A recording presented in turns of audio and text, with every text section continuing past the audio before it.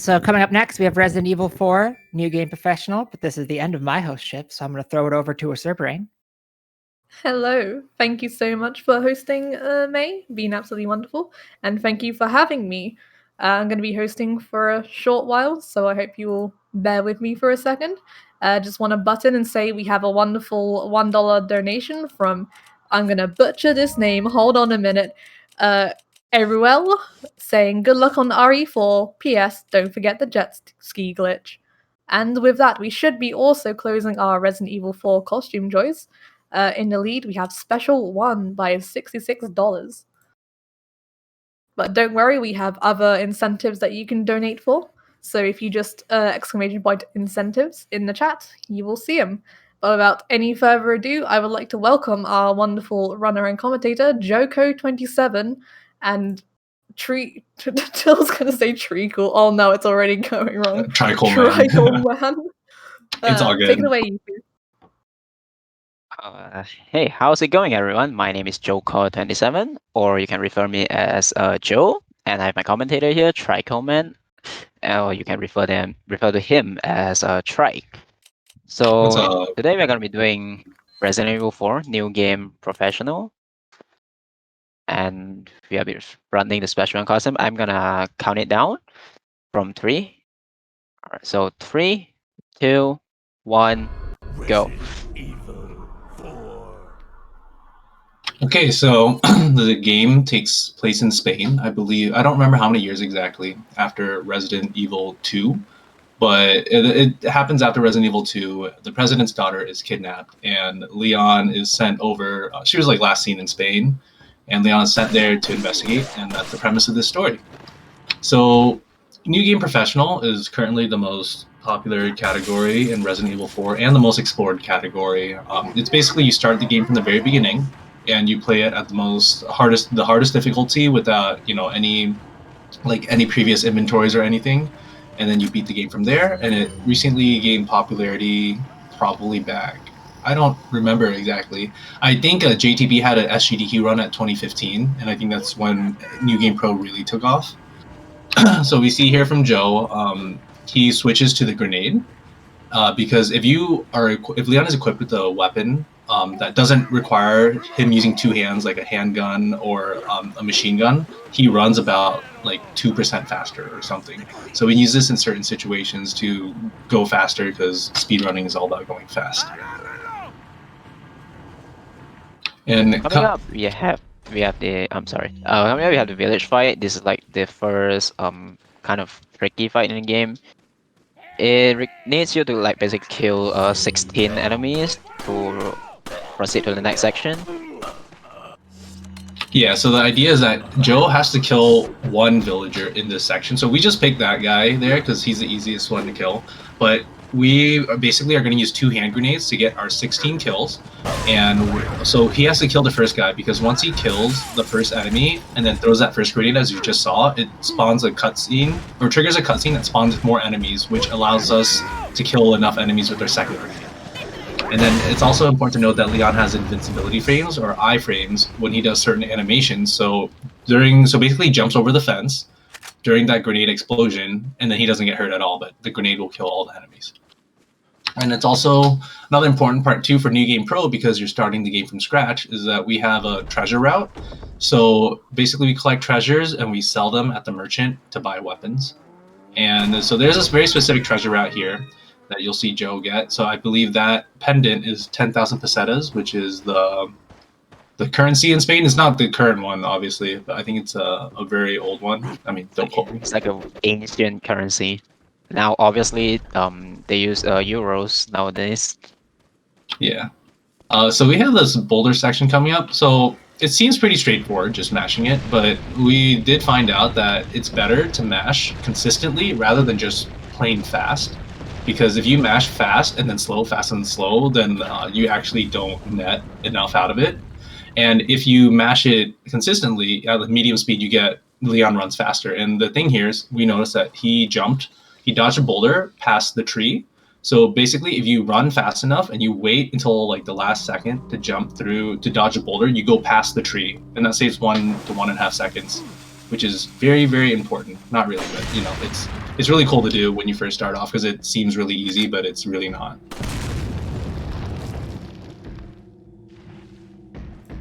The timing on that is also quite tight. If you press it like a slightly late, and you die. Yeah, and then that's like a 15-second time loss. And then this section, the canyon coming up, you know, speedrunners like to go fast, but this is a particular section where going fast is beneficial because the enemies have a pretty set pattern. So, but if you go slow, then weird things can happen here. Okay. I'm gonna reset checkpoint. I get the quite unfortunate pattern. Usually that guy would just turn around and swing me instead of like turning slow like that. I wasn't expecting that, so I just kind of got hit. Yeah, sometimes this like in RE4, like that's always a meme. It's like, Yeah, you know, they always say like what he's supposed to do. He's supposed to like swing like that instead of like turning slow. yeah. So like basically Joe got hit twice and that probably that would have slowed him down like enough so that like you get weird patterns throughout this whole thing. So like we really just want to go fast so that all the enemies are in a set pattern and then we're able to dodge everything. So it's also important to note that on professional difficulty, the difficulty of the game is locked to the highest possible setting. So what that means for us is that on other difficulties that aren't professional, the difficulty of the game varies. So the enemies their aggressiveness and damage that they do changes with the amount of damage or with the amount of difficulty you have. But on professional, that difficulty is locked to the highest. So all the enemies behave the same amount of aggressiveness, and as a result, you pretty much die in like 2 to 3 hits depending on the enemy. So, but the important part is that we can manipulate the enemies more easily. Okay, so coming up here, let's see if we get it. Okay, so there's a little manipulation there that Joe tried to do. So if you kick the door at a certain spot, pretty much the enemy points at you, but he didn't get it. So basically we're just moving on. And then the first aid spray, what he's going to do later, he's probably going to grab either a green herb. Ooh, that's an example of the iframe there. So he's either going to grab a green herb, okay, yeah, to fill up the spot, because the inventory in Resident Evil 4, it's a big deal in terms of saving time. We basically don't want to spend time looking through the inventory for what we need. So there is a certain order of how we pick up items, which is more important later in the run. So and here's a good time for a donation. Alright, just let me double check the page, get that refresh in. Okay, we're going through a bit of a quiet period, so don't mind me as I'm going to plug in a charity. Just a reminder for everyone, we are benefiting Rise Above the Disorder this time around. It is a non-profit organization, and all the proceeds to Velocity go towards this organization. We take absolutely no cuts from it. And it is breaking down a bunch of barriers about mental health, and most importantly, providing all the access and affordability to the people who need it most around the world. They have already helped over 36,000 people, and we want that number to go up as much as it possibly can. So all your donations, no matter how big or small, we really do appreciate everything you guys do for us. And just as I say, we haven't got one. We have a $5 donation from Tic Tac. Thank you so much for hosting a race, and good luck to all the other runners. Thank you very much for that. We also have a couple of incentives. So one of my favorites, we have a Spyro-free reignited Spyro's color. So you can choose from black, which is Goth Spyro, pink, Fabulous Spyro, or yellow, Sunflower Spyro. And black is currently winning by $1. If you want to change things up, feel free to donate and put it towards the poll. And we also have some great naming incentives. What are you selling? Okay, so yeah, that's awesome. To donate for a great cause, you guys. Okay, so we see the merchant, so he's very iconic. Yeah, everyone knows him from his laughter and the fact that he has all the weapons. So with the treasures that Joe acquired, we want to sell it. And then we buy rocket launchers, because rocket launchers kills enemies fast. And you'll see the rocket launcher used later in the run, but we buy it here just because it's the fastest time to buy it.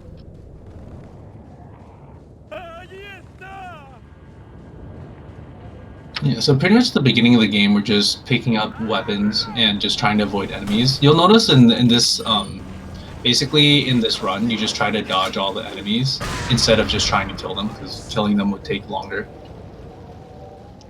Yeah, a lot of enemies are actually optional in this game, so we just run by most of them. Yeah, another thing that's important as well to note is that not only does the difficulty matter, on Steam PC you can change the FPS of the game to 30 or 60.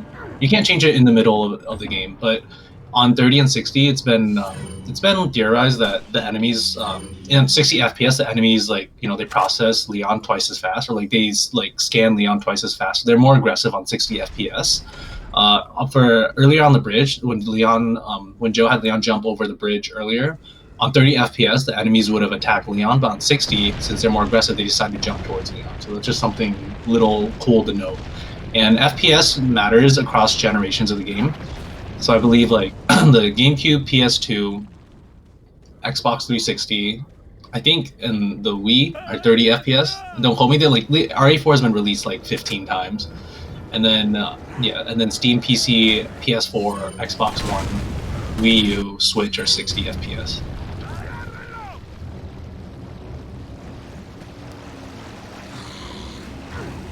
Okay, so we're gonna come up on. Oh, yeah, you can go on, Joe. So coming up, we have the first hard boss fight. His name is the Delago. It's like a lake monster. The thing that makes it hard is that you're stuck on a boat and you can only use harpoons instead of your normal weapons, and it's really awkward to navigate on a boat if you are new to the game. Yeah, so pretty much on professional mode, the Delago, he takes 12 harpoons to kill the Delago. And you don't want to get knocked off the boat because that loses time and health. So Joe's going to do a very specific pattern in the beginning to get 3 harpoons in. But so here he's going to throw 1 harpoon, go to the very right. When the string is completely straight, he's going to throw 2 more. And the thing that's difficult about this, besides moving the boat, is identifying Delago's pattern. Because Delago's, his patterns are very... If you don't play the game a lot, then his patterns, some of them are really difficult to see. But the more you play it and you understand the little subtle movements that he does, then it makes more sense. So here we get a good pattern here. So what Joe just did is that he basically pulled Delago, or he went straight, and then waited for a certain time for Delago to come up. And then he was able to skip getting stunned. Okay, so that's very good. So basically get the best pattern here, which is the fastest pattern. It saves about 16 seconds over the slowest pattern. Yep, that was very good. So, and then from this point, we're going to transition into nighttime. So he's going to skip this cutscene coming up, but you're going to see these parasites come out of the enemy's head. The enemies are called Ganados. So the parasites, according to canon lore, they come out they're UV sensitive, so they don't come out during the day. They come out at night, but since they are light sensitive, your flash grenades can kill them in one hit. Hint, hint, that's really good if you're playing this game for fun or speedrunning it. But the game gets more scarier at night, at least from a casual perspective here. But it doesn't change our objective. We still want to go fast.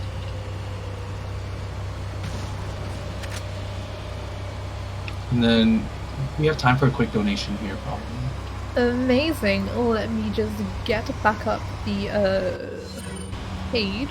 We have a $20 donation from C1. C is the 3rd letter in the alphabet. C1. Yes, agreed, my dude. I agree as well.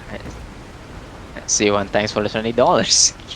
Just want to say the donation amount is $1,000, 69. I can't dollar. I'm a pound person. I'm UK. $1,000. Look, it just says 6969 at the end. That's it. 69. Right, everyone spam nice in chat. Let's go. It's the nice amount. We respect that.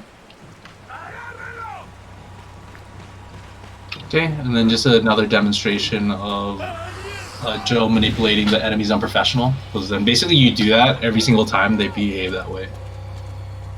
And then he equips a rocket launcher. You'd think the rocket launcher would make you go slower, but remember, it's a weapon that doesn't require 2 hands to hold when you're running with it. So Leon gets that 2 or 4% speed boost here.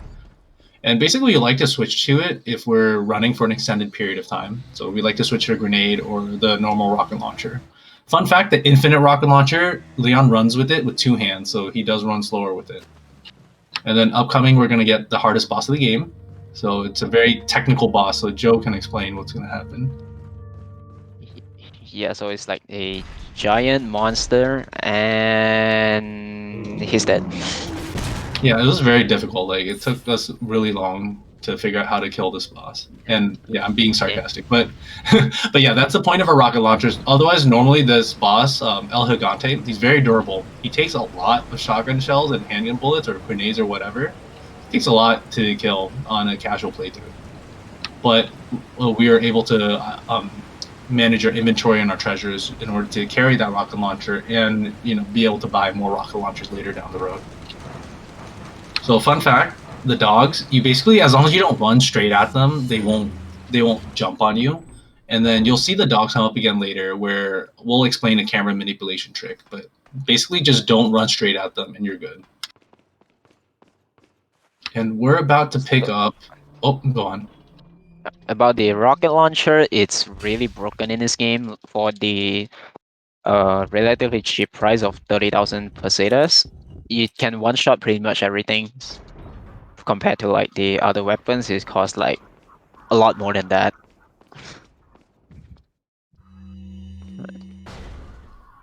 Yeah, so we basically pick up Ashley. Alright, you can go on. Sorry, I'm sorry. Yeah, no, it's okay.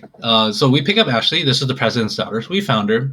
But as we can see, we're only in chapter 2, and there are 5 chapters in this game, so we got a long way to go. Basically, Leon's just trying to escape with Ashley to bring her home. The thing about Ashley is that basically this game is like an escort mission, so you can accidentally kill Ashley, or the enemies can kill her, or if they take her throughout a loading door, then it's game over. And it's an escort mission, you're trying to protect her, but it's really annoying at first, because manipulating Ashley's movement is hard. Because sometimes if she like runs into an enemy, and then she's there for a while, she starts crouching and hiding, and she doesn't move. And then the enemies are more likely to pick her up. And what you want to do, you want to basically manipulate that movement by weaving around enemies in a certain way. Because Ashley, if you notice, Ashley walks behind Leon on the left side. And that's really important to know. And Ashley also has many uses as well. She's a good doorstop because basically, you spend some animation time to open a door. Yeah, so that's an example there where Ashley got caught. So basically, I believe, yeah. So I think Joe crossed the enemy in a way that Ashley ended up right in front of the enemy, and then so she crouched right there. Wait, follow me. It should be fine. Yep. Yep, we're good. And then Ashley can also be used, so I'll go into Ashley's uses later. So she can be used as a distraction, so Leon can tell her to wait, follow me, and that aggroes enemies. So here we can see it. Yeah, so that triggered that torch guy right there. Because if you don't aggro him, or if you do the wait, follow me with that guy able to see Leon, then he runs up at you. Some weird stuff happens. But Ashley can be used, like I said, to aggro enemies so they can move in a certain way. She can also be used as a doorstop as well. So she can hold doors open for Leon, so you don't have to spend time to to open the doors. And now we're coming up to cabin, which is an iconic section of the game. It's also one of the hardest sections in the game. So the idea of the cabin is that you can time out the cabin. I don't remember, it's 3 or 5 minutes. Or you can kill 40 enemies. And in a speedrun, killing 40 enemies is faster. And you have to kill 40 enemies between you and Lewis, which is your companion here. And what we're going to do is that we have grenades that we want to use to kill multiple enemies at once. And then what's going to happen is that, yeah, he's going to restart. He's getting hit. Yeah, I messed up the pattern. But he's going to aim at Lewis. Pattern correct is really important because try to explain later. Getting the enemy patterns correct is really important here. Yeah, because basically we do this very specific pattern at the beginning of the cabin. So we aim at Lewis, and we want Lewis to like shoot and not shoot enemies at a certain time. Because if he shoots enemies, he shoots them out of the window, and then that doesn't make our grenades as effective.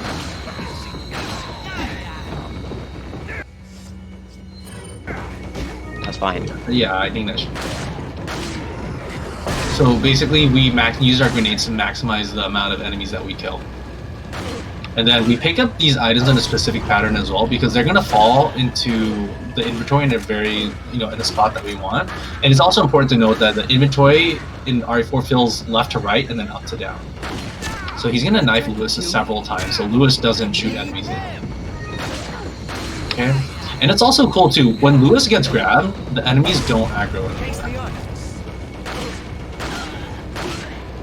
Okay, so we're using our last grenade, and then now we basically switch our shotgun, and then we're going to camp the staircase. And then hopefully the shotgun will get, I believe we should have around 22, 23 kills at this point. And then now Leon and Lewis have to kill more enemies to get to 40 total. So here it's a lot of RNG at this point. Basically, the plagas, those parasite things, you can spawn up to 2 at the same time. And they take a long time to kill. So sometimes what we want to do, we want to not kill the parasite. So basically more parasites don't come out and the enemies just go up the stairs. So it sounds like Lewis is doing okay. Yeah, you see here that parasite just took forever to kill. Sometimes you want to keep building them there so we don't have to worry about wasting more bullets.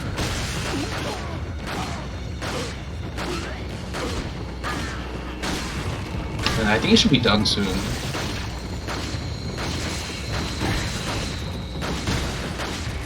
This is taking quite a while. Yeah, we're good here. Yeah, so that was a pretty good cabin, considering, like we got grabbed.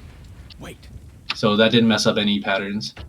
And then we're going to go up to the next El Gigante here. So we're just going to run through this entire section. We're not going to try to even fight him or shoot him with the rocket launcher.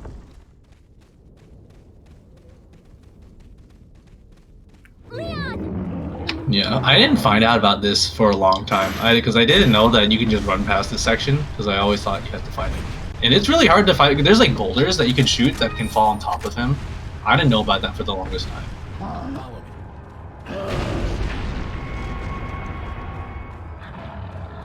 me.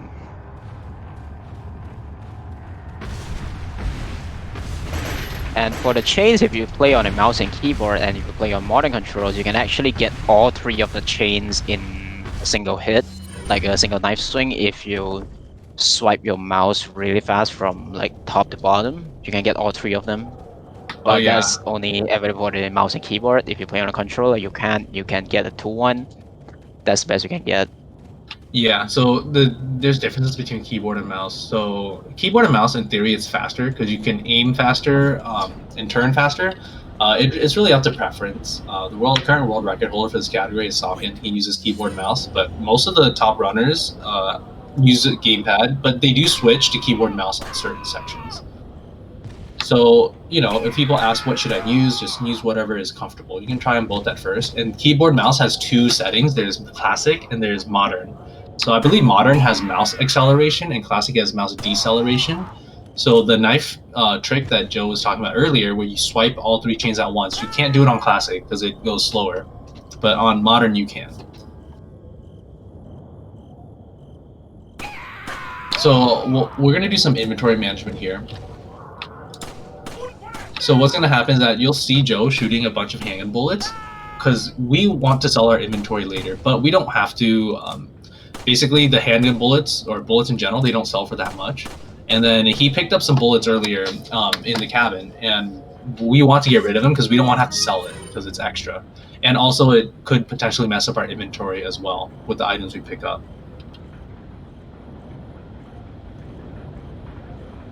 Okay. And then we have time for a quick donation here. Of course, just let me reset my dono page. We have a $1 donation from Anonymous saying, "Good luck on the run," and towards the Ocarina of Time file name to put it for Swiftike. And also don't forget, we are having name incentives. The run coming up after this one is the Ocarina of Time 100%. I do believe it's no SRM, that's... I can't do words. Okay, so we're coming up on this boss here. This is the village chief. And then if you let the cutscene play out, you'll notice that he's weak to fire. And then Joe's going to exploit that fact here with a couple of fire grenades and a barrel. And a fun fact, this boss has iframes as well, so you can't just spam fire grenades. You have to wait a certain amount of time.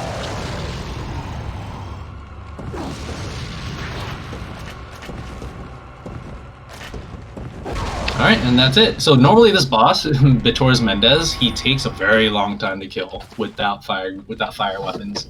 But that last grenade, which was important, Joe threw the fire grenade in a way that it hit Bitors Mendez and the fire barrel at the same time, so basically it does double damage. If you throw it and you miss, then you need to spend more ammo to kill him. Otherwise you just reset the run at this point. So now we're done with the village, and we're gonna start heading to the castle, which is where the bulk of the run is. Arguably the most fun section of the run happens in the castle. And then there's gonna be a lot of cool things there, and then we'll have iconic rooms, iconic bosses, which I'm sure if you played Resident Evil 4, you'll know the sections that we talk about coming up later. So speaking of which, I believe Resident Evil 4 won Game of the Year back in 2005. So, and it has a great replay value. So even me, like, I don't really speedrun the game that much anymore, but sometimes like I like to play the game for fun a little bit. And I don't know, it has great replay value, and it's like it just changed, like, I guess shooters or the Resident Evil 4 series like a lot back in the day. It's a really awesome game, so if you never played it before, you should play it if you have the chance to. If you're on PC, you can buy it you can get it on Steam. I believe if it goes on sale, it goes for like $5.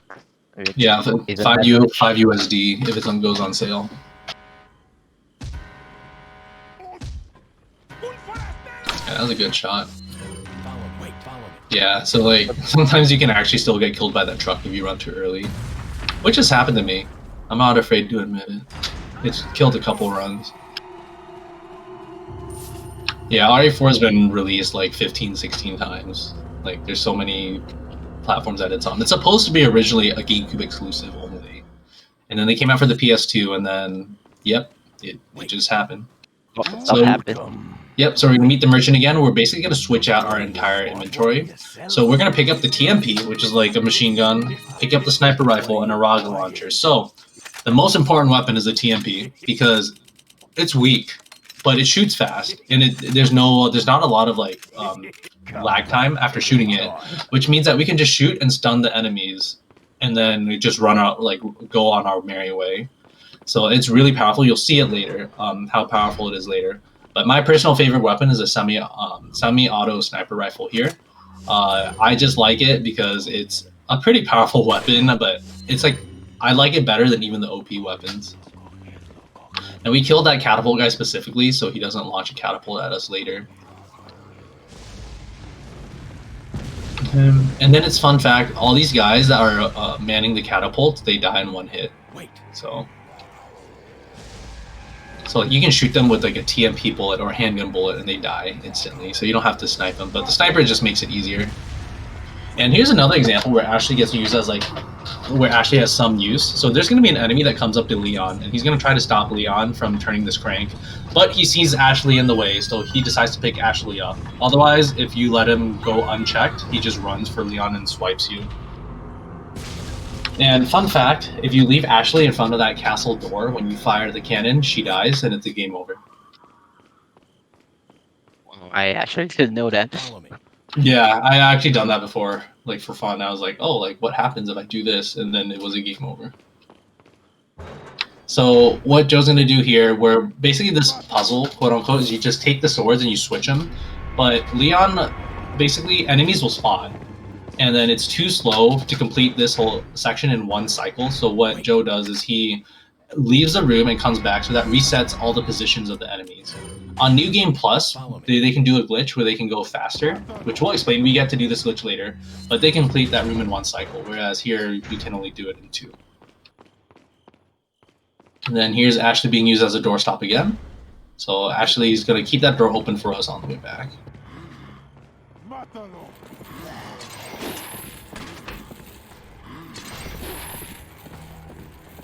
Yep, and then he's basically going to use a TMP to blow up a barrel, and then that should get rid of a lot of enemies so they don't have to manually fight them on the way out.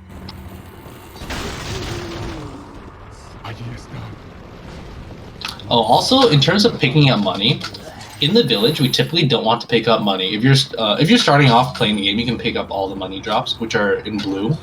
but in the castle, the enemies drop more money than compared to the earlier village section. So if we see money and it's not too far out of our way, we want to pick up every money drop in the castle. And the Chimera wall, a lot of people have been trying to skip this wall. Basically, the wall comes down and you have to get 3 puzzle pieces to clear it. And then a lot of people have been trying to get past it, and then they've been unsuccessful. But if anyone can manage to successfully do the Chimera wall skip, it would save like 30 minutes. And then it's basically like the golden dream of Resident Evil 4 currently. But I think like people have been trying it for 8 years, and there's no way. Like the theory is there, but there's no way to actually execute it. So now we're coming up on the mini boss, the Gyarados, aka Blind Wolverine guy. And then we're going to show the power of the semi-auto rifle here.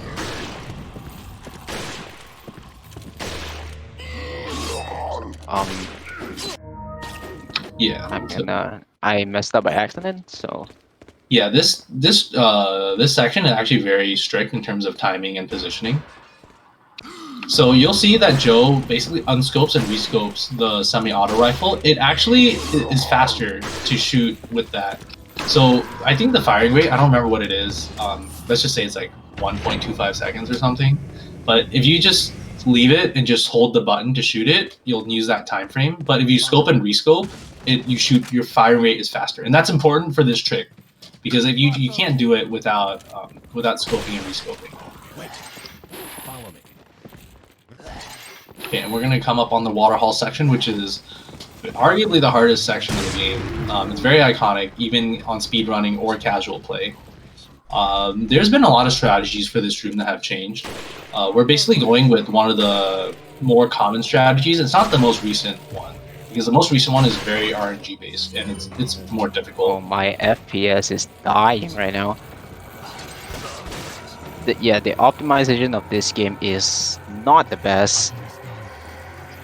So even like if you have a beast PC, there's still chances like the game could like FPS drop, or it could even straight up crash. Yeah, so what Joe did, he shot the archers and the shield guys, and then he brings Ashley to the basement to trigger the puzzle. And we basically just want to get out of here and then go to the crank. And you'll notice that he shoots the red enemy down. It's very specific, because if you don't shoot him down, he ends up in the basement where you are.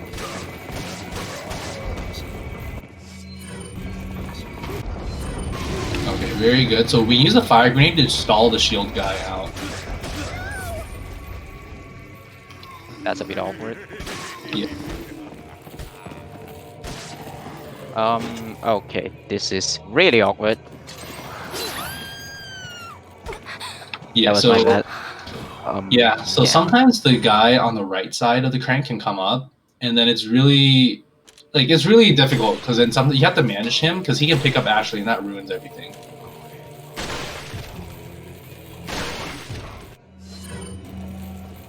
Wow, my FPS really isn't holding up.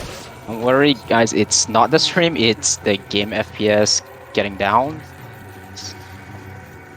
Joe, if you want to, you can disable the Discord stream, and I can commentate from the other stream if you want.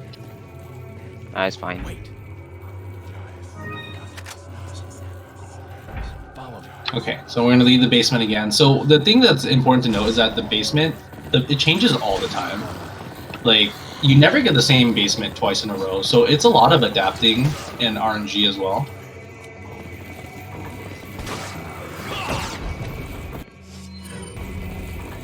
Yeah, so same thing, we use the fire grenade to stall the shield guys. He checks the right side just in case. And then we're going to do a movement manipulation here, where we stay on the left side, we turn around, so all these side guys that just came down, they're going to go on that side, and we just run around them the other way. Cool, so we made it. So now we're on the second section of Waterhall. This is an auto-scroller. We're going to reset the room, so that resets all the enemies. So fun fact, they all disappear, because this is a new section and enemies aren't supposed to be here. So, as I was saying, this is an auto-scroller. So we basically kill a certain amount of enemies that allows Ashley to finish these 2 cranks without any problems. And you'll notice he doesn't kill all the enemies that that appear.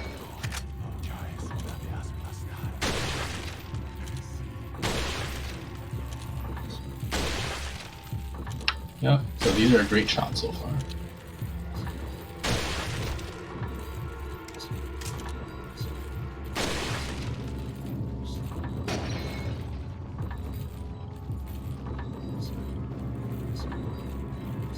So this is a good time for a donation.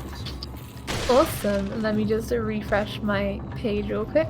We have an $11.19 donation from Dips saying, "Let's bring back the magic number for a good cause. GL to all the runners."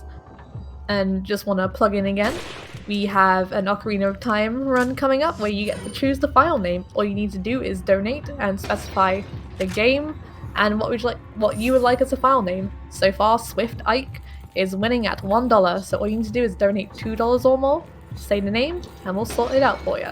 Thank you very much. Oh, are you gonna pick up the rifle ammo later or shotgun? Which part? Oh, I think you probably took both of the barrels, right? Already. Sorry, I don't. Yeah, the barrels. Yeah, I okay. broke them both. Okay, we good.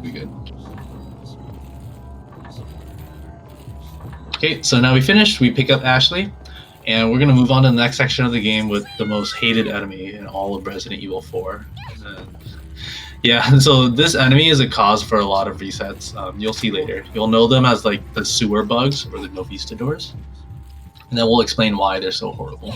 But the good thing about this next section is that Ashley gets taken away, or rather, in the story, she runs into a trap, and then you get separated from her, so you have to find her.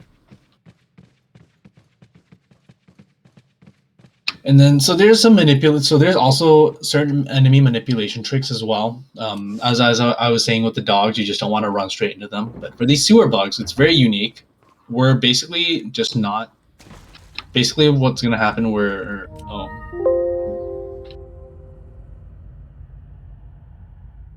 Okay, so basically what's going to happen is that the enemy bugs, they basically, you can turn your camera to look away from them. And then, I think we're trying to get Joe back in here. Alrighty.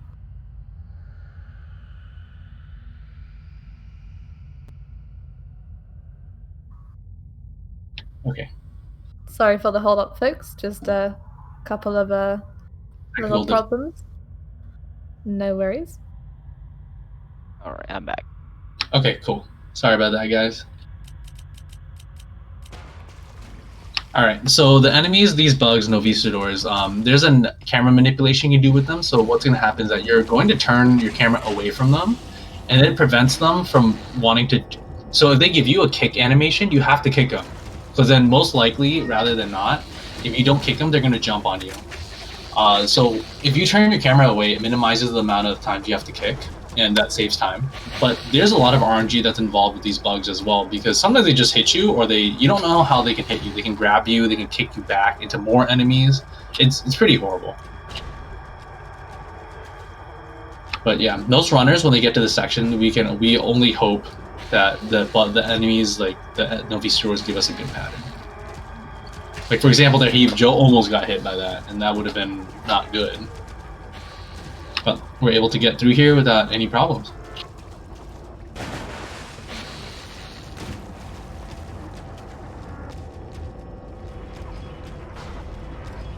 Okay. So these axes, they have a really big hitbox. It's actually funny. If you go out of bounds for during this section here, and you try to pass the axes like on the outside, you still get hit by them. So it's actually really funny. Like when you see someone do it.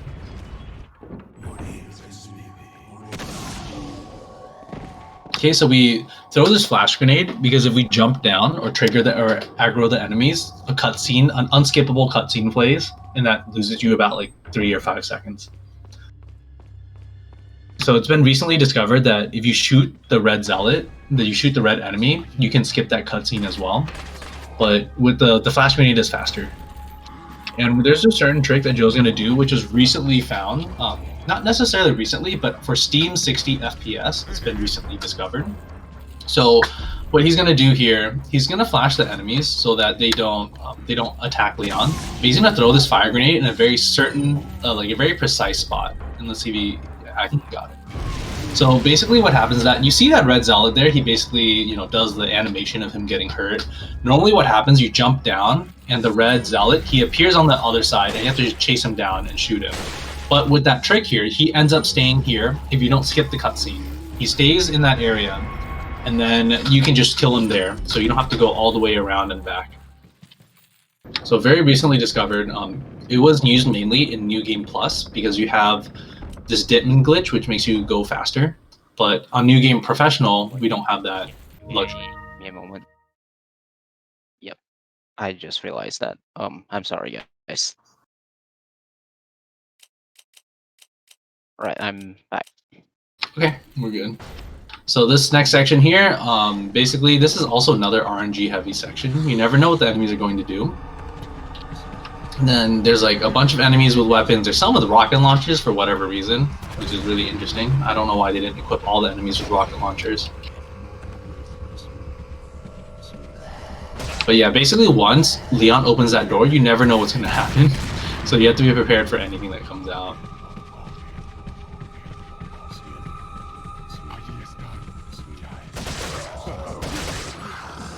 Okay, so we grab the goat ornament, which is one of the puzzle pieces needed for the Chimera wall. Then we make it out of the gallery. Alright, that's good. That was a decent gallery. And we switch to the rocket launcher to run faster because there's going to be a long section of the game where we just go fast. So, and then we can have a quick donation here as well.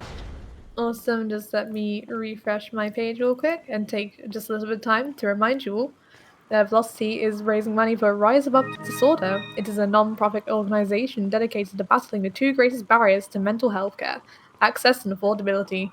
It aims to help people worldwide who need the healthcare the most.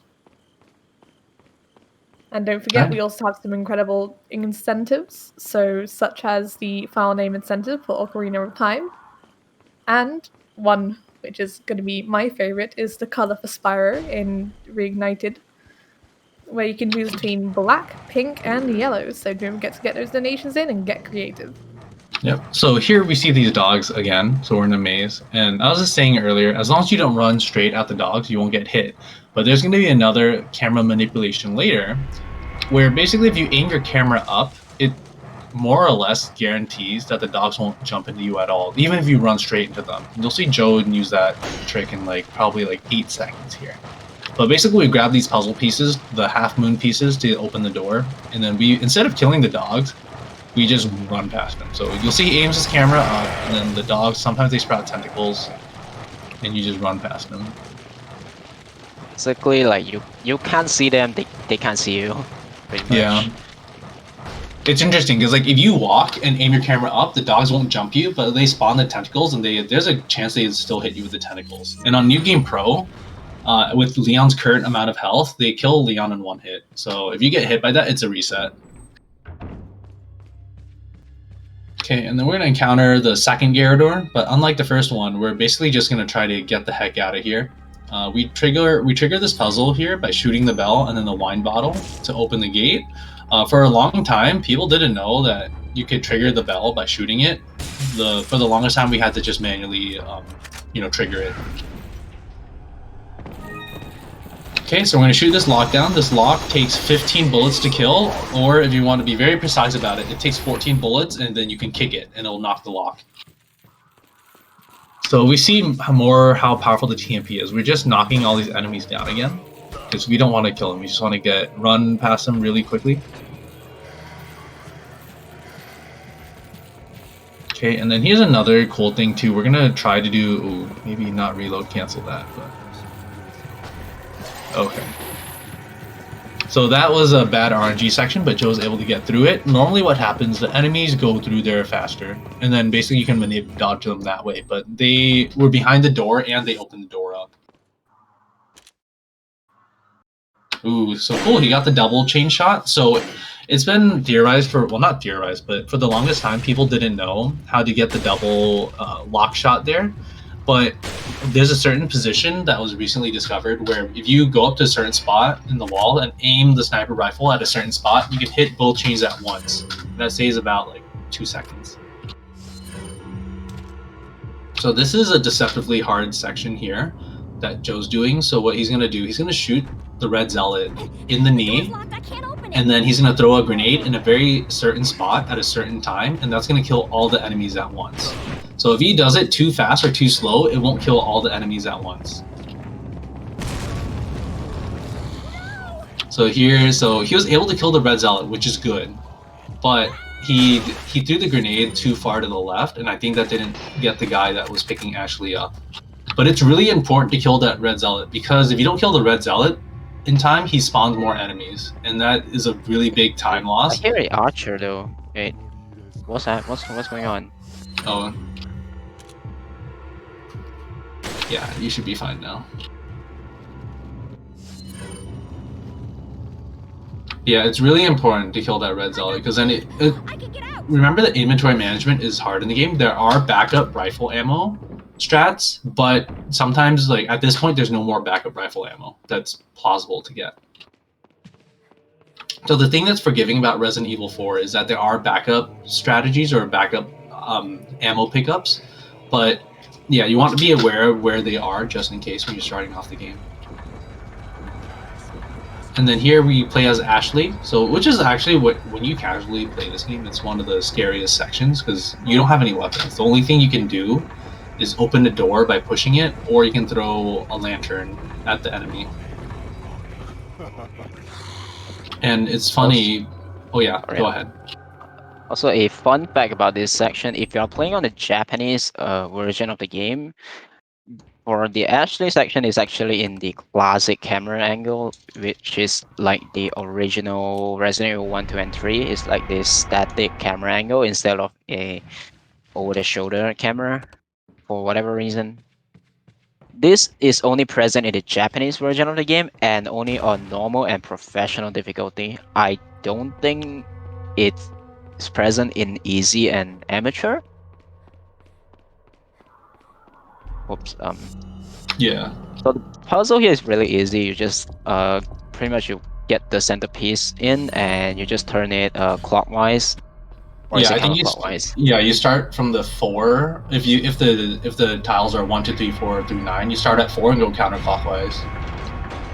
Casually, this puzzle's really hard. I remember being stuck on it for like an hour. That was not fun. And then I saw someone do this for the first time, and my mind was just instantly blown. Yeah, so it's funny. So these knights, when you come into the room, they don't have their weapons raised, but when you solve the puzzle, suddenly they do. And then you'll see how these knights are more intense later. Just not currently, though. Also, for the quick time events, if you guys are wondering like how am I getting the quick time events so fast?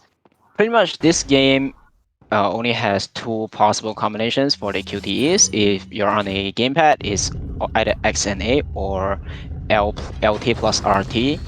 But the way that QTE works in this game is it only detects the correct input and it ignores the wrong input. So you can pretty much just spam all 4 keys at the same time and you get it like 100% of the time. So Yeah. that's how I've been dodging the QTEs, like pretty much the frame that it appears. Yeah, the fastest way to do it is you hold one half of each button. So for example, for the X and A and the left and right trigger, I would hold X and left and just spam right and A, or with the other button that I said. But I think on GameCube you have to be exact with it, because if you press the wrong one, it detects it as wrong. So I think GameCube, maybe different consoles are the only exception. And for whatever reason, somehow Salazar, the owner of this castle, found a lava pit, or he built this castle over a lava pit, which I don't understand how that's possible, but that's really cool.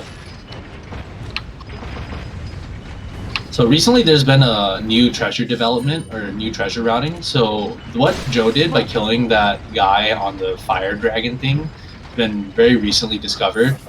It basically, we pick up a treasure that spawns from that particular killing that particular enemy, and then we don't have to open a cupboard later, which saves about like 1 or 2 seconds. So that's a big deal, because recently time saves in RE4 have been all due to execution, and it's really cool to find like the smallest strategy that can save you like 1.5 to 3 seconds. So this merry-go-round, movement correctly. Sorry, if you do all your movement correctly, that enemy should just point at you and will never attack you, so you can just run past them. yeah. So And this it's really, merry-go-round thing goes on a cycle. Like pretty much the entire room goes on a cycle. If you miss the merry-go-round, you lose like about 8 seconds. So you want to get on that cycle if you want to save time. yeah. So there's some leniency if you don't miss the cycle, but once you miss the cycle, not only do you lose time, you notice that enemies can creep up on you. So and then you'll have to switch your weapons, and that loses even more time. And then we can have time for a quick donation here. Alright, just let me boot up my page real quick. Still going through a bit of a quiet period at the moment, that's absolutely no problem. Just want to remind you all, you can have the fun of your donations. We have a bunch of naming incentives still going on, like the Ocarina of Time file name, Fire Emblem Awakening avatar name, and the Pokemon Sword Sobble and Kubfu name. And we have a bunch of polls and stuff. You know, I'll put the links in the chat, feel free to browse for yourself. I still want that Black Spyro skin for the Reignited free run. That's what I'm hoping gets done. And don't forget, we're benefiting RAD. Rise again. Blah, blah, blah. Oh, my English is like so bad today. This is what you get you're for good. a 4 hours sleep. Rise above disorder. There we go. You're all wonderful. Okay, so this next section here, so basically we want to put the Ashley and the 4 pillars, or the 2 pillars that we trigger all 4 at once, and it's going to open a room with spikes that come out of the ceiling. Fun fact that in this room only, because there's 2 rooms with ceiling spikes, you can shoot the lights before you go into the room, and then it ends the room instantly once you trigger it, and you'll see it happen here. Yep. And you try this in another room later, it doesn't work, the spikes still come down. And it's funny, because this section here, Ashley gets trapped, and there's this 2 dudes in like a drill, and like they come out of the wall. So the funny thing is that it's like they live there their whole life just to come out of that wall. And they only have 1 HP, because you'll notice that Joe killed them instantly with the TMP shot. So I don't know what Salazar did, with the parasite to brainwash these guys, but they've been living in that wall for, whoever knows how long, and they just instantly get killed by Leon. And then we're coming up on the King's Grail room. So we got the Queen's Grail room before, we got it, and now we have to get the King's Grail. And we want to use both these grails to open the door that's coming up later. Oh my god, the game the is FPS really drop. not playing nice right now. Yeah, so you're gonna see Joe fight these knights, and then it's funny because the parasites, you think they only infect like living enemies, but apparently I guess they infect suits of armor as well, which is very interesting. That was a good shot. That was a good recovery shot, I think. Yeah, so these knights are also tough as well, because there's ways to shoot all of them without getting hit, and they go on like a certain cycle as well. And we can see we get so sometimes that last knight that Joe shoots down, he basically sometimes doesn't spawn the Plaga out right away, and we want that Plaga to come out so we can kill it all with the flash grenade, because remember the enemies are light sensitive. Sometimes the guy doesn't come out right away, so you see Joe, he was hovering on that last knight to see if that helmet would pop out with the enemy Plaga, and then just in case if it doesn't, he would shoot that armor in the helmet again. And here we have another. The really memey thing about that is that his helmet can like shake, but then his helmet doesn't pop off. Yeah, so what Joe does here is another movement manipulation. So he does the wait, follow me, which aggroes the enemies, and then you'll see he ran on the right side. So the enemies follow Leon to the right, then he goes to the left side, he just runs around it. You think the enemies would be more sophisticated. But here we come back up on the Novistadors again, these bugs. So instead of being invisible, they fly now. And then sometimes, yeah, so they can... Very unfortunate. Yeah, sometimes they misbehave, so you'll see that, like, sometimes, like, in the first 3 seconds, you just get jumped by one, and it's not your fault at all. Like, there's nothing you can do about it. So this is another high reset section of the game, so top runners dread this section as well.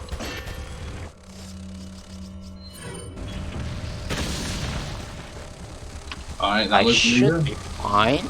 Yeah, so Yeah, the fun fact, the flash grenade, if the Novistadors are on the ground, it stuns them for like 4 or 5 seconds, but if they're in the air, they barely get stunned. So, and you also still want to do that camera manipulation trick to avoid them aggroing you as well. So that was very good. I would take that room in any of my runs because most of my other runs when I used to run the game, they've ended in disaster here.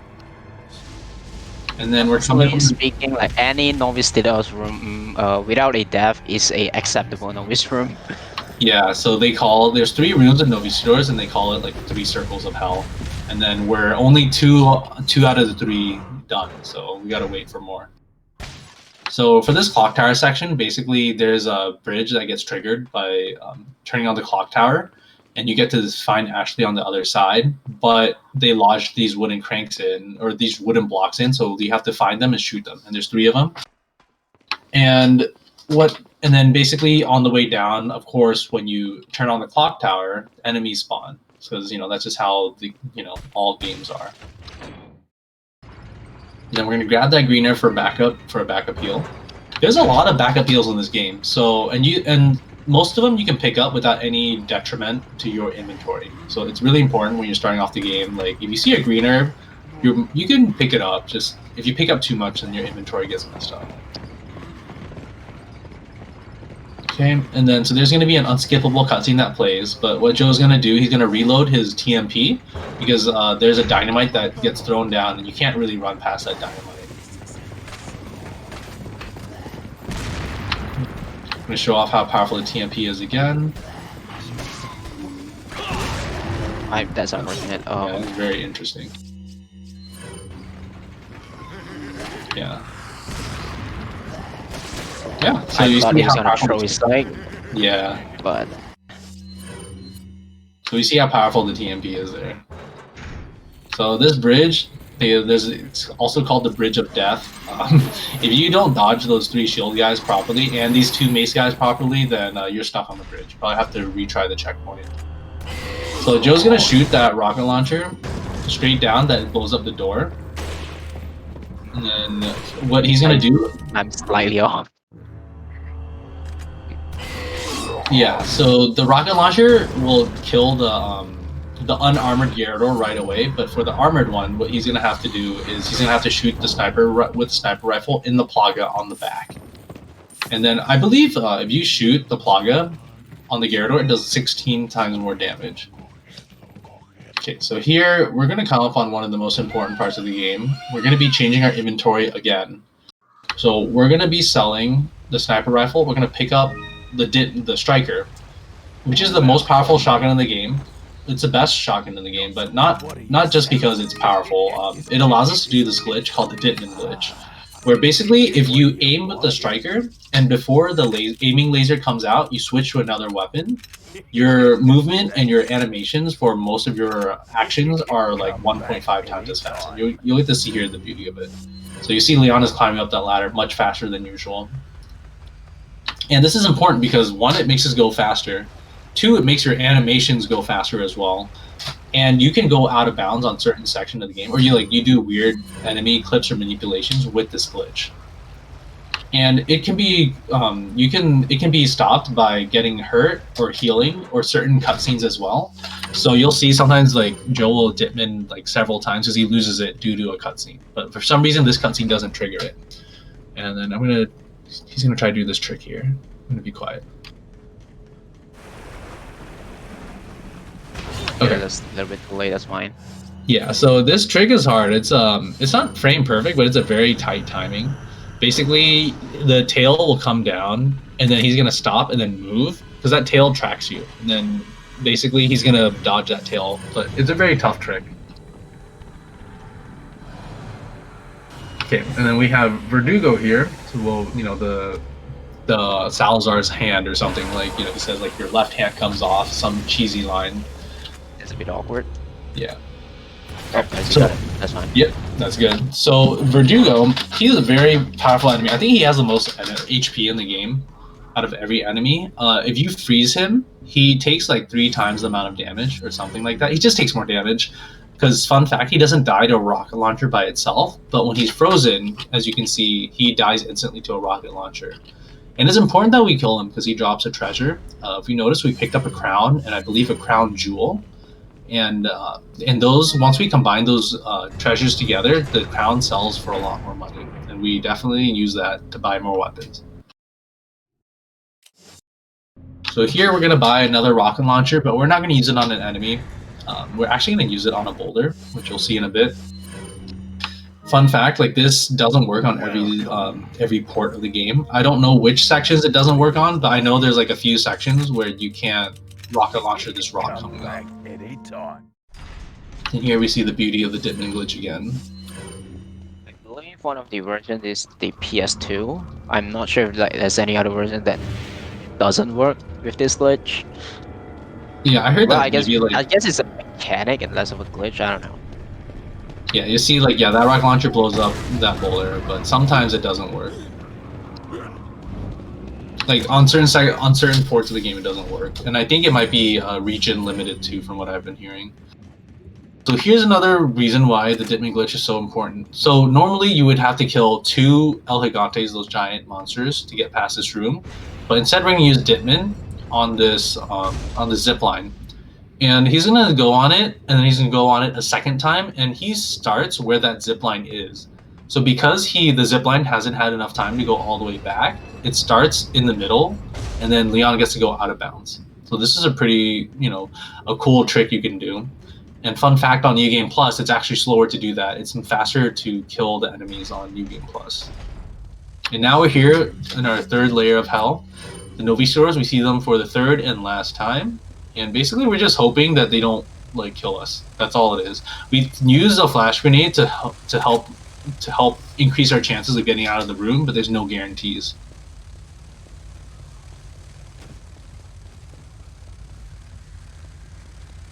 Short flash here, and yeah, he's gonna camera do it. nip, and Okay, I'm so still getting grabbed. Yeah, so he's getting grabbed. This is like an RNG. Yeah. Oh. Okay, so he can still get out of here, but we'll see, because the enemies are not. Yeah, not really playing nice right now. Yeah, they're not behaving.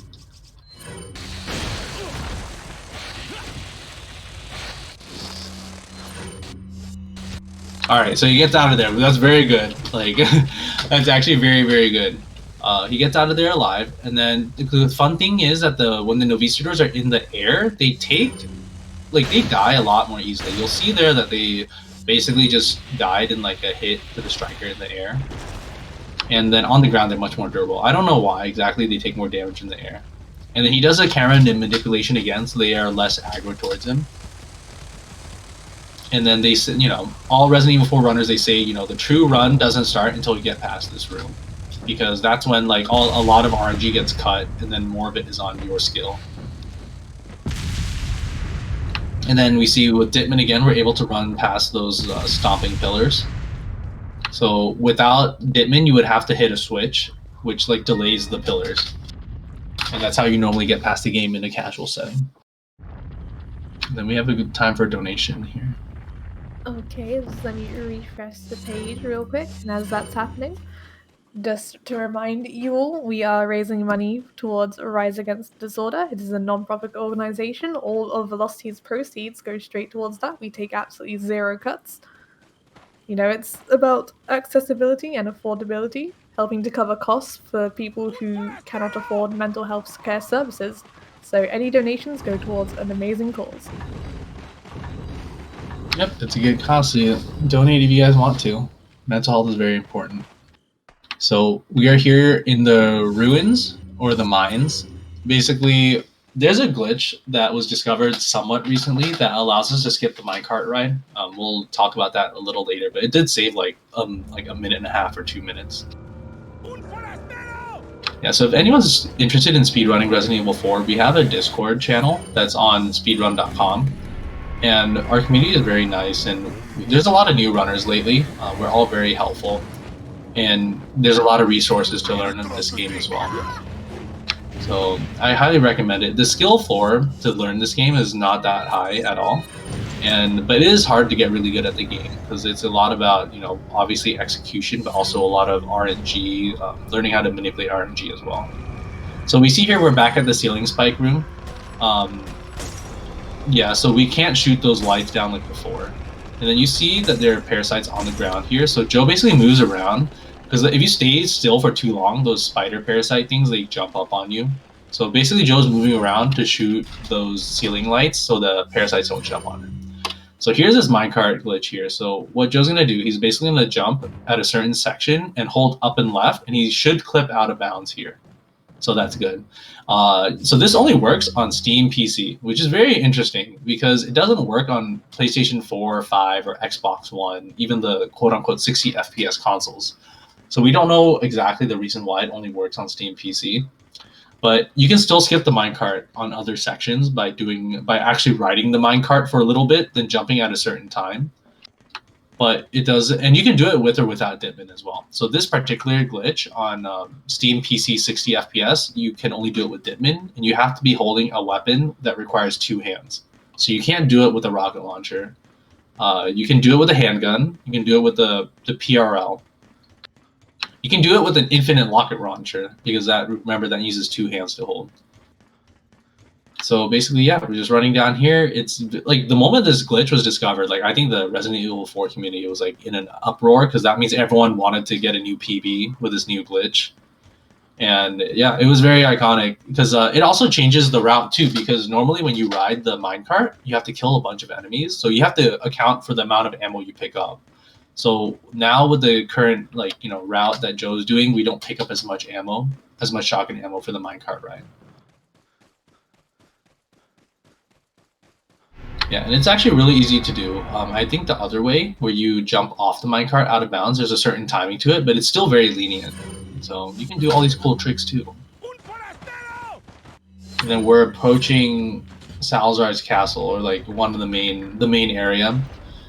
This section coming up, it's a tight timing. Basically, the cycles are pretty tight because you trigger. There's a giant statue of Salazar for whatever reason, and there's hands that move. And we basically want to jump on those hands and like maneuver around the enemies at a certain, really fast.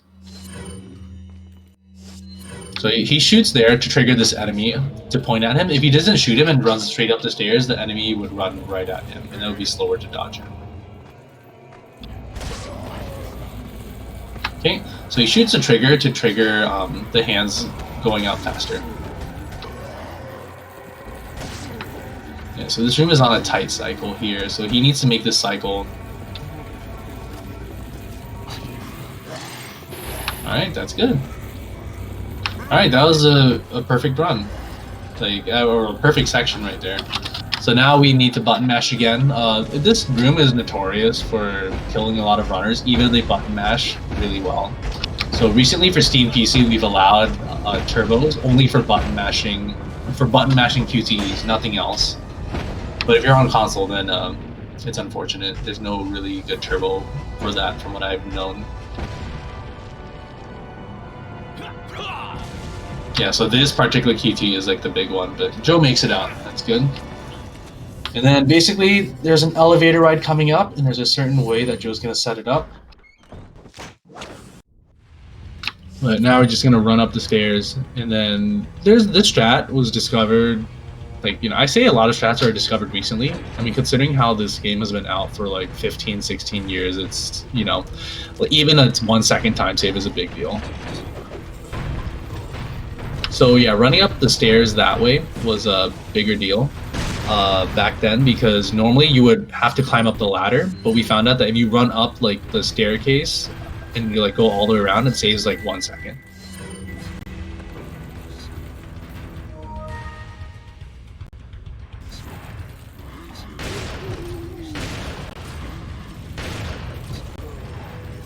I'm going to be quiet here so Joe can set this up. Okay, so pretty much what we're going to do here, there's a way to keep Ditman on the striker, because one of the ways of that you lose striker is if you shoot with the striker.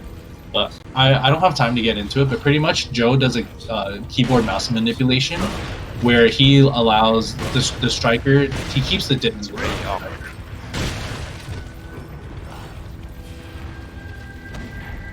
Yeah, so this elevator section, if two or more enemies appear on the elevator, then the elevator's too heavy and it slows down. And so Joe is trying to place himself in a position where when he just shoots at a certain angle and it knocks the enemies off the elevator, as you can see here.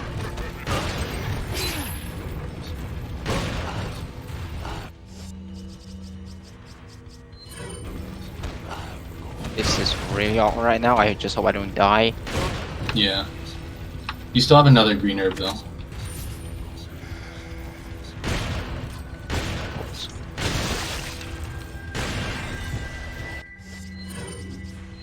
Yeah, we're gonna get rid of that handgun ammo because we don't need it.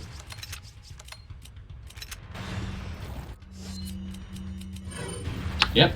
So that elevator could have gone a lot worse. He could have straight up died on that elevator if he wasn't being careful. So he needs to also pick up there's backup shotgun ammo really close by as well, which he's gonna pick up. So.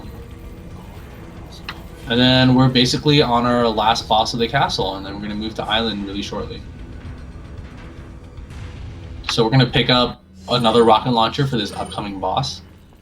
And this boss is Salazar. He's the owner of the Castellan of the castle, but he's not like the final boss, which is Sadler, which you'll see later on the island.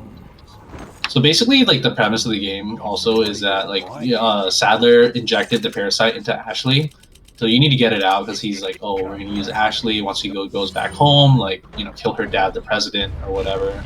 They also inject it into Leon as well. So of course, since if you beat the game, you get those parasites out, which will come up later, but yeah, I'll explain when that happens. And then, so we kill Salazar with the rocket launcher.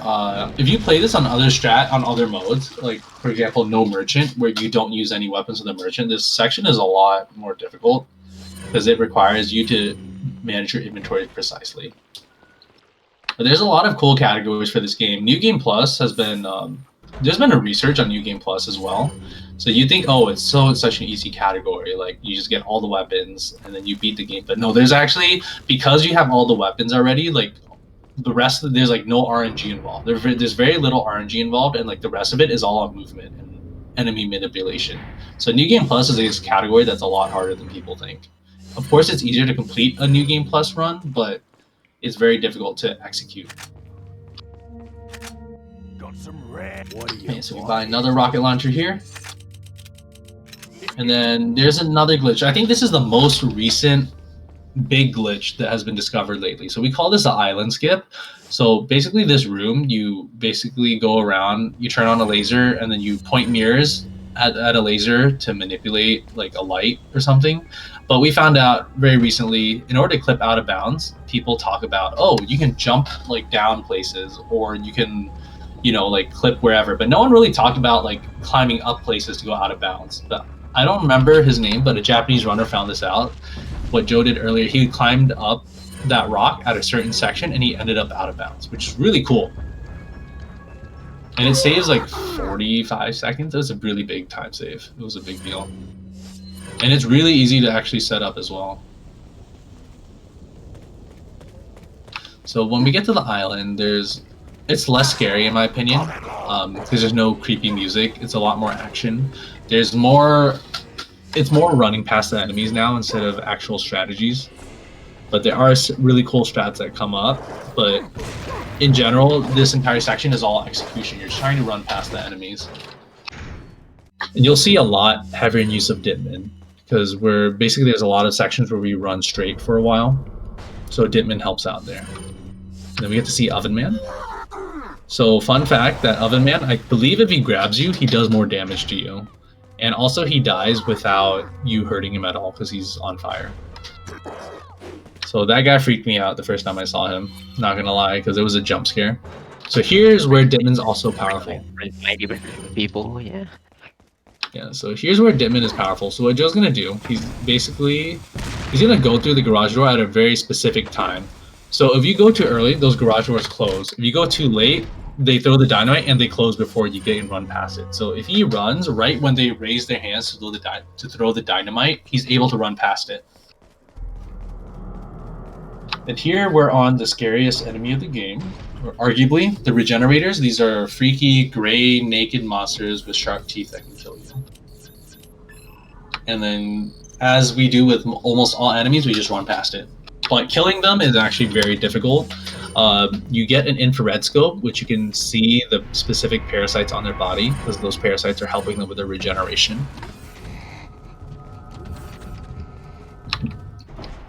Yeah, everyone always says the regenerator section is the scariest section of the game. So Joe shoots a TMP there to manipulate the regenerator from moving early. So he basically runs past the regenerator with that early manipulation.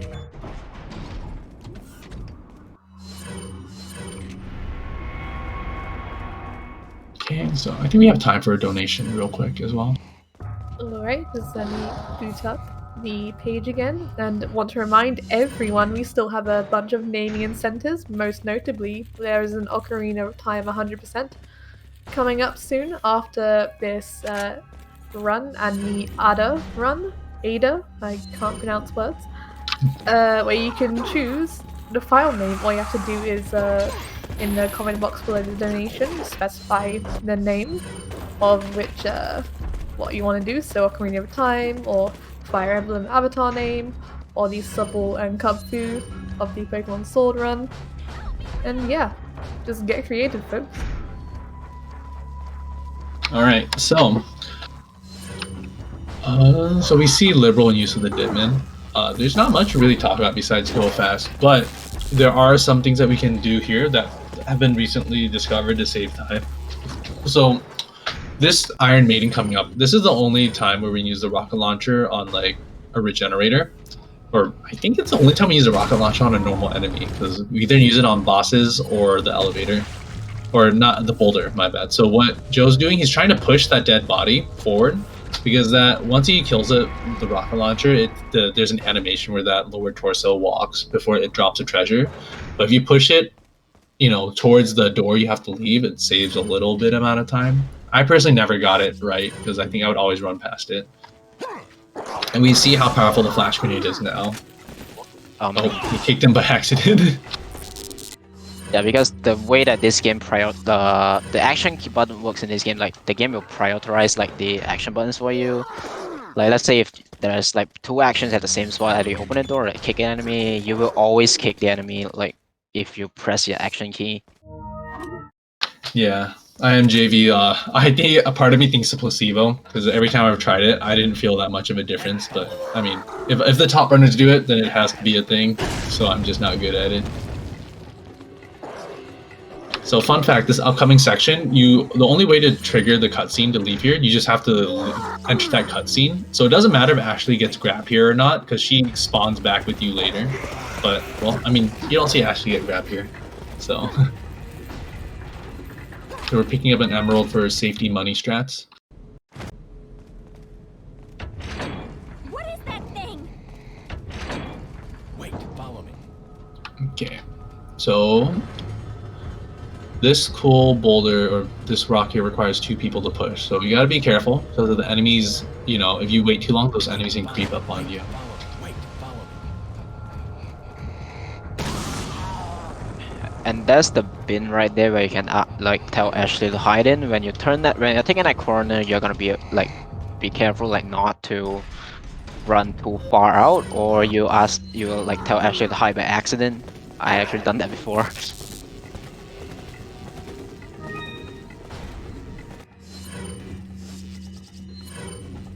So this strat here, we call it the home run strat. Basically, we run around this whole section, and then the enemies follow Leon, and basically they don't attack him, and we use that flash grenade to stall them out. And fun fact, this particular cutscene with this wrecking ball, you want to play it out, because the amount of time the wrecking ball comes back, it accounts for this cutscene. So if you skip this cutscene, that wrecking ball just keeps going. And then it doesn't save or lose you time, but the enemies are frozen during this cutscene. Wait.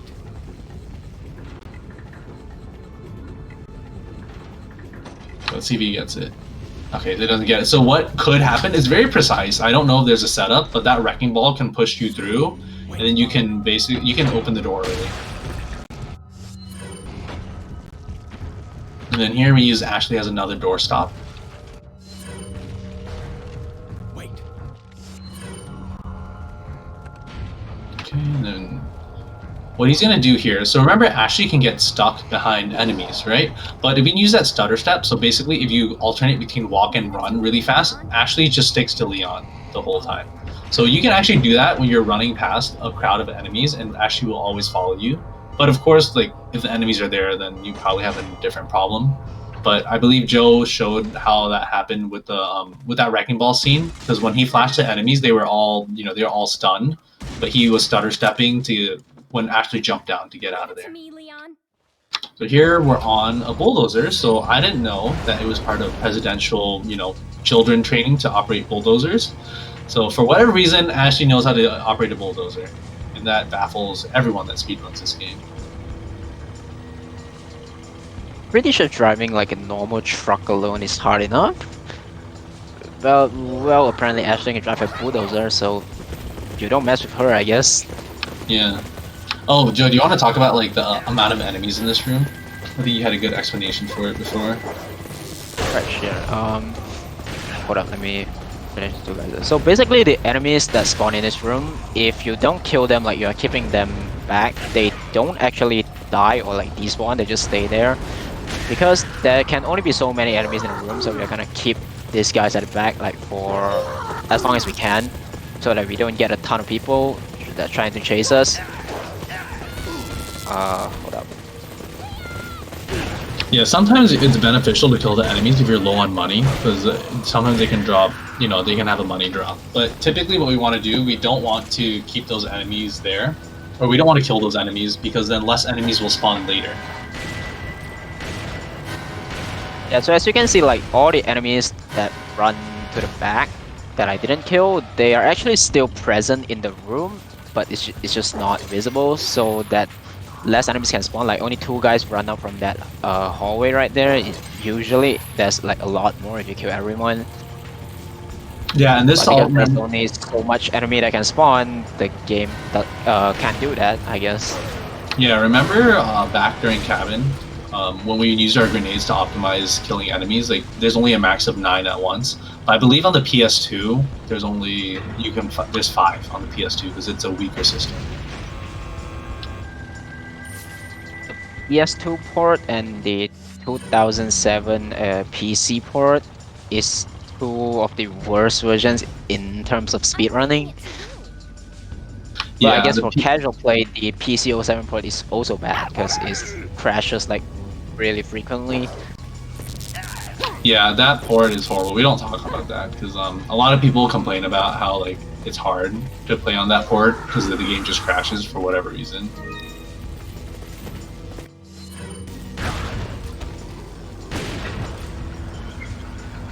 Yeah, so this section is also very difficult in the sense that we want to watch our shotgun ammo, because if we're not careful with how much shotgun ammo we use, then Leon's gonna run out of ammo. And that's not good, because there's gonna be like probably like 7 or 8 enemies that come up later.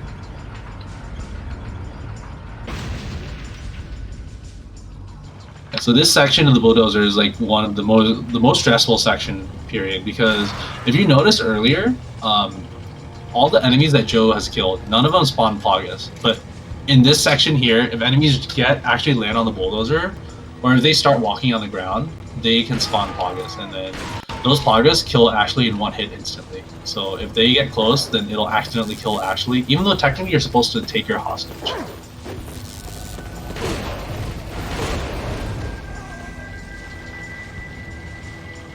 Yeah, so when you shoot these enemies, I'm not 100% sure about in professional. Whatever height they're at, I guess in this section, we see a Plaga there. Depending on the height of when they fall, they can die when they hit the ground. But then from that height in particular, they died instantly. So Joe basically would try to kill them in 1 hit. So this is... Let me catch up, so I'm gonna go for it. Because like we mentioned, there's a lot of iframe moments in this game. Like any animation you're in, you won't get hit because there's iframes. But not this particular cutscene. Like this small cutscene where you watch the bulldozer crash into the building, you can actually still get hit. Yeah, so it's actually really... Yeah, it's unfortunate because, like Joe was saying, even though if you kill that truck and you get that cutscene that plays, if an enemy comes up or a Plaga comes up, they can hit Leon in that cutscene, and if they kill Leon, it's a game over. So you got to be really careful about that. So we lose Ashley here. Sadler takes her away, and basically the parasite is like almost controlling Ashley completely, and it's almost controlling Leon completely. So we're on a time crunch to get these parasites out. Okay. So we're coming up on a cutscene here, and it's an unskippable cutscene. And if you can figure out a way to skip this cutscene, this is almost like Chimera wall skip. It would be a big deal because it does save like a minute or two. No, the cutscene is like, I believe it's like 2 minutes or 3 minutes long actually. Yeah. The whole room is 3 minutes long. Yeah. Did you, Joe? Did you want to do this cutscene, or do you want to just leave it to? Yeah. Yes. Yeah. You No. can have it. Okay. Or we can actually have some donations if Yeah. there's any, because this is just 2 minute unskippable cutscene. Yeah. Wonderful cutscene. Love it when a game has every skippable cutscene and then it doesn't, and it's like, well, thanks, game. Really didn't want you to miss this bit. Anyway, let's see here. Just to remind everyone, Velocity is benefiting Rise Above the Disorder. This time, it is a non-profit organization benefiting mental health care services around the world. And what we're going to do here is we're going to try and erase all the stigma around it and make sure that everyone gets the healthcare that they deserve. And any kind of donation is very much appreciated. We have a bunch of incentives, such as the I always abbreviate it, the Ocarina of Time run coming up, to which you can donate and recommend a file name for us. We have the same with the Fire Emblem Awakening avatar name, and the Pokemon Sword, Sobble, and Kupfu name. So far with the Oot name, Swift Ike is winning by $1. All you have to do is donate $2 or more for any other name incentive, and then huzzah! You'll get your own custom name, forever in Velocity history. Seems like we're having a little bit of technical stuff right now. But it's an unskippable cutscene, so it's not. We don't have anything to worry about in this meantime. Yeah. No worries. Okay, so I'm sorry, but something's wrong with my camera. I think as soon as I open my camera, my Discord crashes, so I guess we have to run without a camera on now. I'm really sorry. No worries, don't worry about it.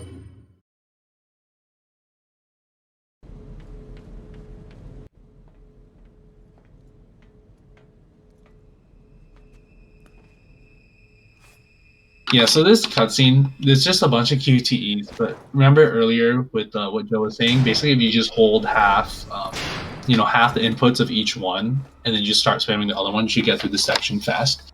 I believe the backstory for this enemy, his name's Krauser. He used to be a friend of Leon. I think they went on missions together, and I think he died in a helicopter crash, supposedly. But he came back, and now he's an enemy. I know there's more backstory to it than that, but I don't know much else about the series. And in chat, Joe, don't forget to do the jet ski glitch at the end. So. Definitely. What do you want? So, if you're interested in running RE4, once again, you can find our Discord channel on speedrun.com. If you go to Resident Evil 4, and then on the sidebar on the left, I believe, you can join the Discord. We're a very friendly community. We have a lot of new runners join lately. A lot of people are interested in the game. So this game is sort of has a resurgence.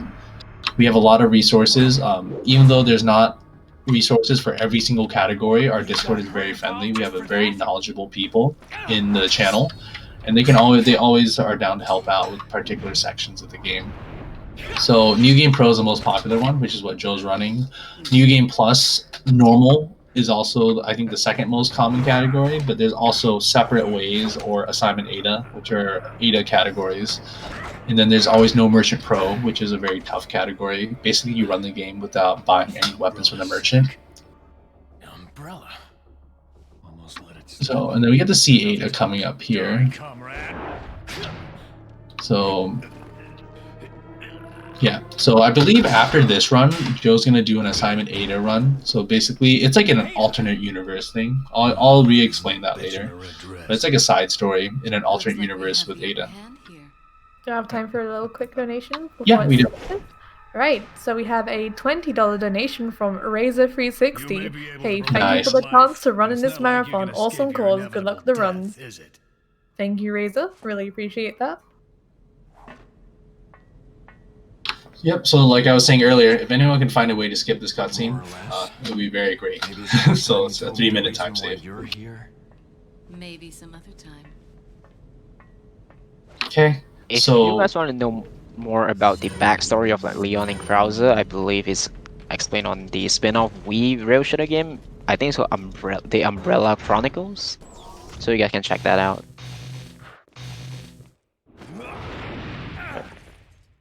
yeah. So fun fact: these lasers, if you go out of bounds, so sort of like those swinging actors earlier, if you go out of bounds on this section, you still die to the lasers. And then you should do the thing, Joe. Here. Yeah.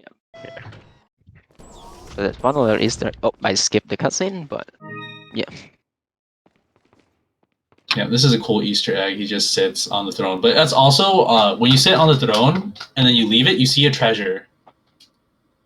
So you see a treasure spawn. So it's like an indicator. You see that Right on shiny thing? top. Yeah. I believe it's an elegant headdress which sells for 10,000 pesetas.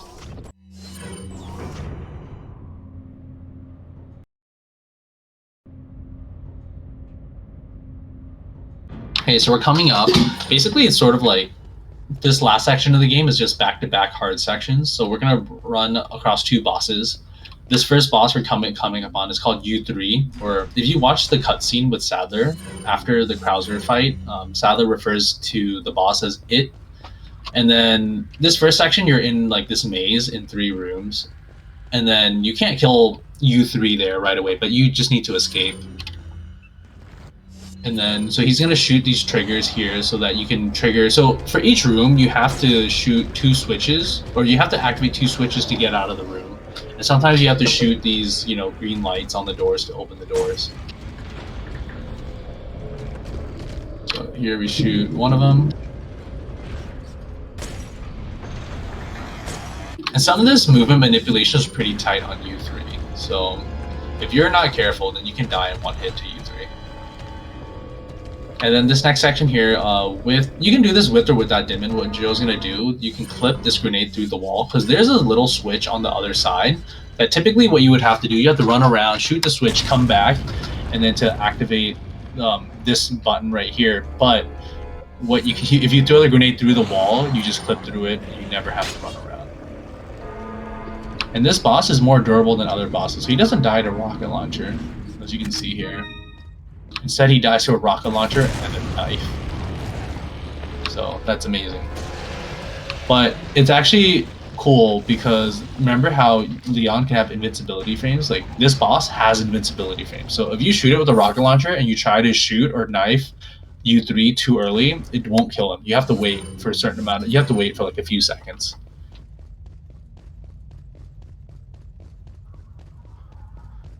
Okay, so we're coming up on the last merchant of the game. So this last merchant, basically we do another weapon swap. We basically switch out, I believe, our TMP. Yeah, we switch out our TMP for the Killer 7, which is a Magnum. And the Magnum is really strong. For speedruns, for casual play, I think a lot of people like the Broken Butterfly because you can upgrade it to the max with its exclusive, which has a firepower of 50. The Killer 7 only upgrades to 35. But we don't upgrade our weapons in a speedrun. The Killer 7 starts off with stronger stats than the Broken Butterfly. What are you buying? And we get our last rocket launcher of the game, which will be used on the final boss. But so for this Krauser section, basically there's 3 sections to Krauser, and we just want to get past each one. If you damage Krauser enough, he throws a flash grenade, which allows you to move on to the next section. So here I'm going to be quiet a little bit because I think Joe has a precise Magnum shot coming up.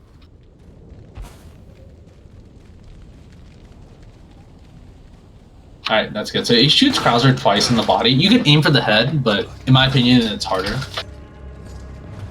But a lot riskier. Oh. Alright. Yeah, so you shoot Krauser 3 times in the body, he throws the flash grenade. And then now we're moving on to the next section. So let's see what Krauser gives us here. He gives us the bow. Okay, so Joe did a very risky thing. With the bow, Krauser has like sometimes really, really amazing tracking of Leon on the bow. And if you get hit by the bow, it's like 80% 1-hit KO. But luckily Joe didn't get hit. And then he has this second Krauser section. Basically, you shoot Krauser in the head once, walk backwards a little bit, and then shoot Krauser again in the body. So it was actually recently found out by the Japanese speedrunning community that if the Krauser pulls out the bow, if you pull your camera down, that's actually less likely you get hit. Oh, You can still get hit, I've but done it's just that. like less likely. Yeah, I've done that. I've gotten killed by Krauser, so I'm never trusting that again. But yeah, earlier what we were... so there's a statue skip there. So what Joe did earlier, if you push the statue far enough and then let go at a certain time, then you can basically push the statue straight onto the trigger. Normally you would push the statue past the trigger, then you have to push it back because of how like the walls are oriented. And fun fact, Krauser takes more damage with a knife.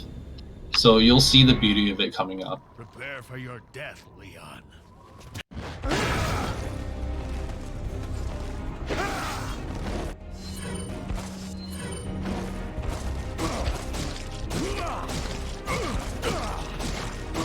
Yeah, we call that cheating. But no, but yeah, the Krauser, he takes a lot of damage with a knife. He takes even more damage if you knife him to the head. But that can be difficult to do. So we're coming up on arguably one of the harder sections of the game.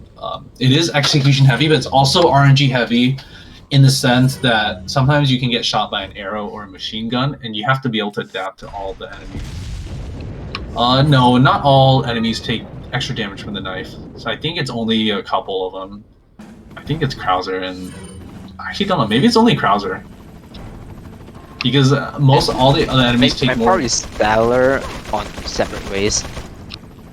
Yeah, I don't know much about separate ways, but so we're here on the military base. So this is all like pretty much like it's high execution as well. Basically, if you get hit by a bow and arrow, that's okay, but it's just that you see runners take a bunch of heals throughout this game, and they bring it for this particular section. You can get hit like a million times. And then basically you need to use all your heals up here.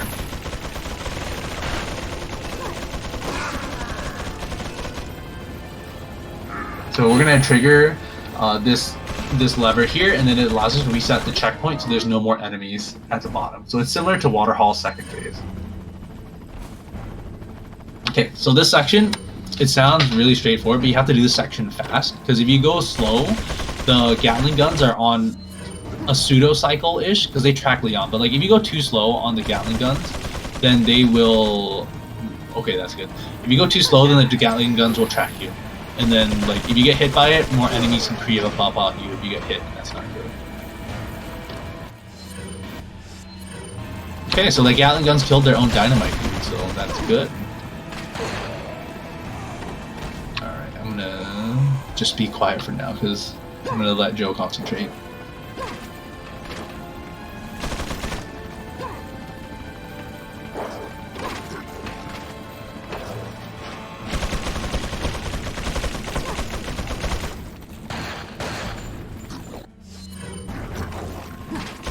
Alright, okay, that was perfect. So basically he got through that room, that was like amazing execution, and he basically, the enemies were either climbing up or down the ladder and they weren't going to hit him, and that's all pre-planned out in this game. And also that door, that loading door Joe just went through, it's like the room that has the highest possibility to crash. So sometimes you're pretty much at the end of the game, and then the game crashes, and then it's over. And then you can't really recover it for whatever reason. The game has been known to crash in other rooms, but this particular room in 5-4 is the most common one. So a lot of runners, they just pray before they enter this door, even because they got through a hard section, and then if the game crashes, it's over. And unfortunately, there's no way to fix that crash from what we know. So we pick up a backup Magnum ammo here. And we're gonna go through the the last hard room in the game. So this is the second war room phase. It's more RNG heavy, and Joe's going to take a very specific route that allows, at the very end, he has to run to the door, and hopefully there's no enemies down there. And the route he's taking here is going to manipulate all the enemies so they don't appear at the bottom. Okay.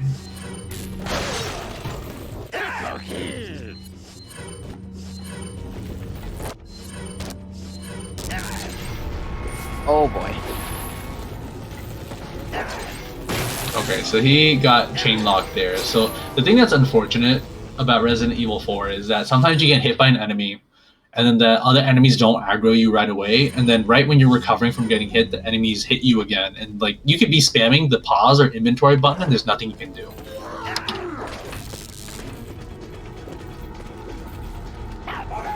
I didn't flash and get it. It was my bad.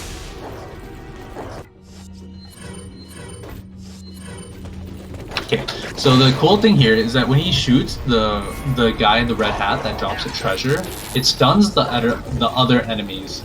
So when the other enemies are stunned, they can hold that door open. Because you lose Ditman when you kick open a door. Wow. Yeah, so luckily he had enough time there because Joe was gonna get hit.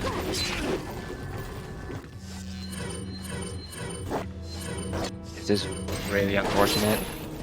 Yeah, he needs to be careful I'm here. gonna shoot them. Yeah, that was good. That was a good recovery. Alright, so let's see how the rest of this section goes. So we're worried about what happens when he jumps in.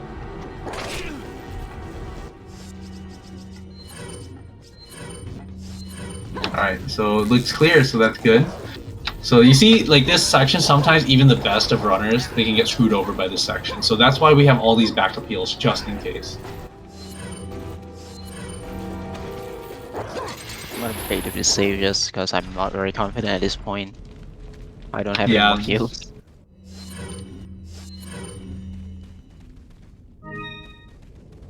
Okay, and then we do another wait, follow me manipulation here. So the enemy comes out earlier so we can bait him to swinging.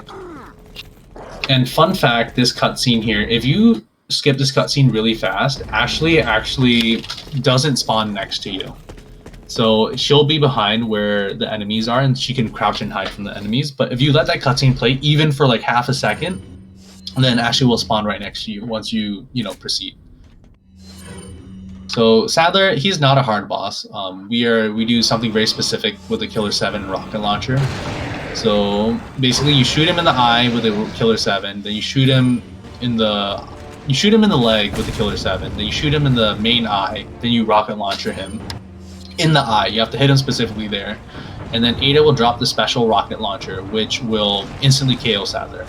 So fun fact on New Game Plus, if you start the game with the special rocket launcher, it doesn't do anything different. It does sell for twice as much as a normal rocket launcher, and it does kill Sadler in one hit from the very beginning if you keep it. So what Joe's gonna do, he's gonna do the most important glitch in the game. So if you don't do this glitch, your run gets invalidated, and I know that because I'm a moderator for the game. But I'm joking. We wouldn't invalidate your run for this. But remember that the Ditman glitch speeds up all animations, so you have to see it one more time here. He's gonna Ditman to the key, and Yeek. yep, he just yeets out of there. So yeah, so this last section, basically you just need to go fast because sometimes like there's like a tide of like a wave coming behind you. If you go too slow, the wave catches you and it's an instant kill. If you run into any walls, it's an instant kill or rocks. When I first played this section, I died here like 6 times, no joke. But this entire section is the same. There's no RNG involved at all. So once you play the game enough, you know exactly how this section goes. But yeah, I think that's it. And time is coming up. Coming up really soon. And time. Yep, time here. Big GGs. Yep. So that's good. Thank you guys for letting us run this game. Thank you, Joe, for putting up an awesome run. just if you guys want to speed run Resident Evil 4, our Discord channels is on speedrun.com. If you just look up Resident Evil 4, but I'll leave closing remarks for this run to you guys. Hunnigan, is that you? I wonder what my final time Hey, is. Hunnigan, no glasses. Yeah, we can skip that because we have to do the Simon Ada run as well, right? I've rescued the subject. Yeah. We're returning home.